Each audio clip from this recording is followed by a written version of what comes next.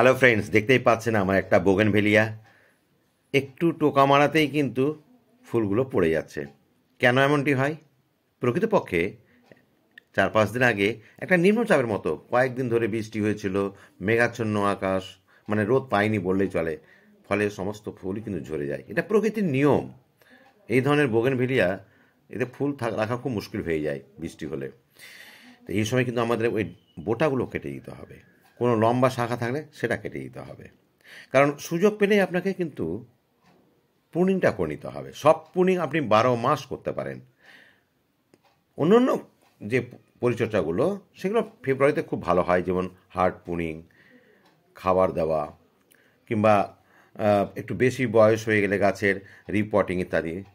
এই সমস্ত কাজ কিন্তু ফেব্রুয়ারি মাসে করতে হয়। আর প্রুনিংটা তো একেবারে মাস্ট করবেনই। আর সুযোগ পেলে, এই যে এরকম একটা সুযোগ পেলে কিন্তু আপনি করতে থাকবেন। তো এখন আমি 10-26-26 দিলাম, কারণ গাছকে বড় হতে হবে, ফুলও হতে হবে, যার জন্য 10-26-26 ব্যালেন্স খাবারটাই দিলাম, অন্য কোনো খাবার দিলাম না। এতবার 19-19-19 যদি এই এনপিকে দিতে পারেন সবচেয়ে উত্তম। আর জৈবিকভাবে করলে সিংকুচি বন্ডাসের সঙ্গে আপনাকে অবশ্যই পেঁয়াজের খোসা ভেজানো জল দিতে হবে নিম। তবে এটা আমি 19-19-এর কিছু 1 চামচে 4 ভাগের 1 ভাগ দিলাম, এবং এতে গাছ একেবারে ভরপুর ফুল দেবে। আমি একটা গাছ করেছি ইতিপূর্বে, দেখুন, সত্যি এত ছোট গাছে এত ফুল হয়। এখনও ফুলগুলো সম্পূর্ণ বিকশিত হয়নি। যখন বিকশিত হবে না, আপনি ভাবতেই পারবেন না, ছাদ বাগানে বা যেখানে রাখুক না কেন আপনার নজর সেদিকে যাবেই।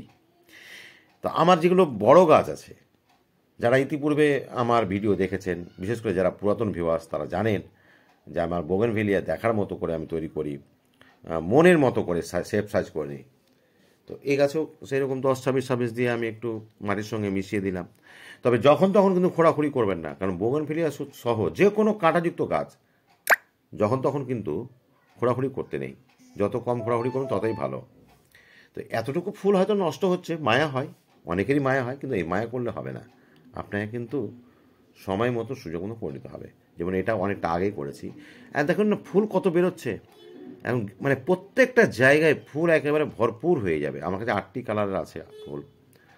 আর এই সাদাটা দেখুন, এটা সবচেয়ে আগে করেছিলাম। এতে কিন্তু ফুল চলে এসে, এতে পাতাই হয় নাই। দেখুন কি, মানে কাছে থেকে যদি সরাসরি দেখতেন তাহলে আপনার মন ভরে যাবে। আর এটুকু গাছ 7-8 বছর বয়স, আর দেখুন কত শাখা প্রশাখা হয়েছে। 2 ফিটের মধ্যে আমি হাইট রেখেছি, তার মধ্যে কিন্তু প্রচুর ফুল। একদম মনে হবে সাদা বরফ পড়ে আছে, এত সুন্দর হবে। কারণ এখন ঝড় বৃষ্টি হবে না, সুন্দর ফেব্রুয়ারি, মার্চ, এপ্রিল একদম সুন্দরভাবে ফুল ফুটবে আপনার মনের মতো করে। আর এই গাছ কিন্তু প্রতি বছর রিপোর্টিং করবেন না, কারণ বোগেনভেলিয়া কিন্তু অ্যাকচুয়ালি রুট বন্ড পছন্দ করে। কিছু আমি মাল্টি কালার গ্রাফটিংও করেছি, পরবর্তীতে অবশ্যই সেগুলো দেখাবো। আর মাল্টি কালার গ্রাফটিং দেখতে হলে অবশ্যই যারা এখনও আমার চ্যানেলটিকে সাবস্ক্রাইব করেননি, সাবস্ক্রাইব করে নেবেন। তো বন্ধুরা, যেটুকু আজ আপনাদের টিপস দেওয়ার ব্যাপার ছিল সেটুকু দিলাম। আগামীতে আরও নতুন নতুন টিপস আপনাদের দেব, আমার যেগুলো অভিজ্ঞতা সেগুলো শেয়ার করব। ভালো লাগলে অবশ্যই সাবস্ক্রাইব করবেন। ভালো থাকবেন, সুস্থ থাকবেন। ধন্যবাদ।